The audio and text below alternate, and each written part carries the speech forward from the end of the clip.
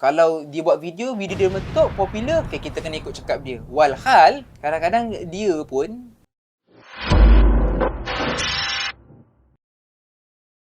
Assalamualaikum, hai. Kembali lagi dalam channel saya, Hakim CY. Hari ni saya nak cakap apa?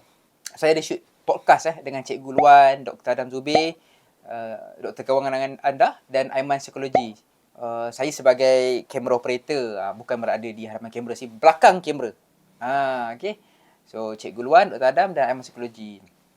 So, saya nak cakap pasal apa tentang Aiman Psikologi ni kan. Dalam banyak-banyak topik lah kita bersembang pasal mental health. The main is mental health sebab Aiman Psikologi ni dia memang nama pun psikologis lah. Orang yang mendalami segala ilmu ataupun praktikal tentang mental illness ni lah. Any kind of psychology ni kan memang related to mental health issue. So, banyaklah perkongsian yang saya pun dengar waktu saya shoot video tu dengan beliau. Termasuk Cikgu Luan dan Dr. Adam Zubir jugalah. Saya pertama kali sebenarnya saya pertama kali jumpa Aiman Psikologi ni.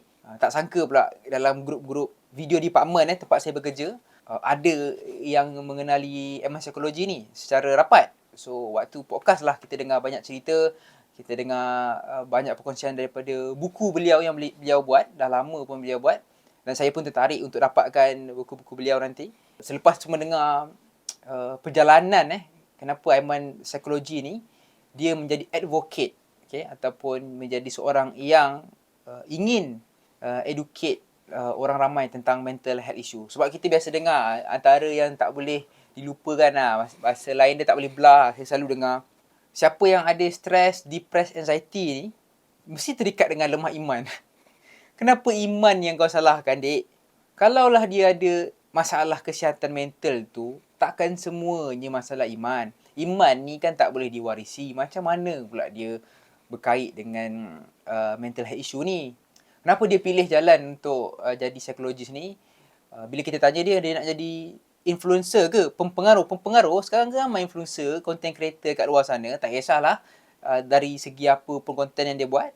Jadi saya belajar sesuatu dan saya suka dengar jawapan dia, in which saya rasa bukan semua content creator ni dia sekadar nak famous. Dia memang nak menyebarkan ilmu. Dalam kita punya dunia sekarang ni banyak sangat info yang bercanggah. Kalau dia buat video dia meletup, popular, kita kena ikut cakap dia. Walhal, kadang-kadang dia pun kita tak tahu siapa dia, background dia apa. Cuma dia boleh cakap macam tu, dia boleh influence, nama pun influencer. So, orang suka dengar cakap dia. Jadi, bila kita tanya Aiman Psikologi ni, adakah dia rasa yang diri dia ni influencer? So, dia tak berapa suka lah jawapan influencer ni.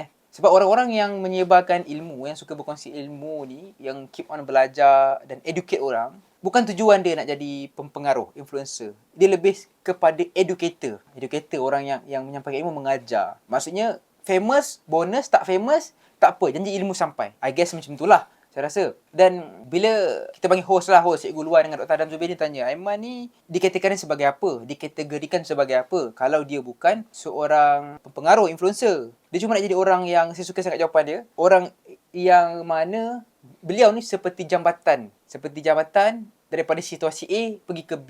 Contohnya, sekiranya orang ni ada masalah kesihatan, dalam bidang dia lah, masalah kesihatan mental ni, so orang ni tak tahu nak jumpa psikiatris ke, nak jumpa mak abah dia ke, adik-beradik dia, kawan dia ke. Sebab banyak orang selalu tersalah. Kita rasa kita percaya orang ni untuk bercerita masalah kita, rupanya dia pun bercerita masalah kita ke orang lain. Kita tak jumpa. Sampailah kita sendiri terjebak dengan masalah-masalah kesihatan lah, semakin teruk. So, dia memilih menjadi orang ataupun jambatan kepada seseorang ataupun sesiapa yang ingin mendapatkan bantuan dengan cara yang betul, dengan cara yang tepat kepada contoh orang-orang profesional, orang-orang yang dalam bidang. Macam saya kata tadi lah, dia ada masalah kesihatan, dia perlu jumpa psikiatris. Sepatutnya, bukan jumpa adik-beradik ke, family ke. Mungkin mereka ni pun at a moment tak dapat nak memahami sebetulnya keadaan. Dia bantu mengikut profession dia, apa yang dia tahu dan dia boleh share lah. So, saya rasa kebanyakan orang ataupun pempengaruh